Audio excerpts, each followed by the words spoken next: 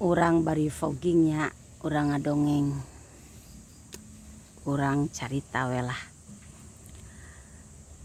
Urang hirup jeung pasangan, mun salaki jeung pamajikan, pamajikan jeung salaki. Loba pisan masalah, sehingga teu saeutik nu ngajadikeun rumah tangga papisah, disebut cerai teh ya. Urang babarengan nepi ka kolot kieu teh jeung salaki lain eueuh masalah ieu. Masalah mah loba. Bener teu?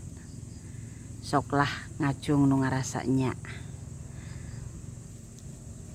Jadi atuh kunaon bisa nepi ka kakolotan kieu babarengan jeung manehna? Sabab introspeksi diri, ngarasa diri nu salah. Ta eta kuncina kalanggengan rumah tangga mah. Jadi nalika urang ngarasa bener lamun tas cekcok, lamun tas keheul, lamun tas pasea atawa aya ka gondok gitu ka salaki, nu salaki ka pamajikan. Lah ka salaki we misalna urang awewe kan, saya awewe gitu. Jadi ka salaki aya ka keheul ka salaki teh rasa urang nu bener. Sabaraha poe, sabaraha jam teu ngomong teh, teu nanya teh keheul gondok. Waduh lagrag. Ternyata sabaraha poe kemudian urang teh geus akur deui jeung manehna. Nya di taladung nu kamari teh. Bapak ari kamari kunaon? Bet kitu ka mamah meuni keheul, mamah mah meuni teu hayang nanya. Ari ceuk bapana teh, "Ih, kapan mamah nu kituna, Lin? Sarua bapak ge meuni keheul, meuni kesel dah, meuni gondok, meuni teu hayang nanya-nanya acan." As atuh anak kitu mah pamajikan ngarasa bener, salaki ngarasa benernya, sehingga henteu aya saling miheulaan gitu, ngarasa salah. Tah kudu nama nyambung jeung nu kamari ieu. Ieu contona ieu.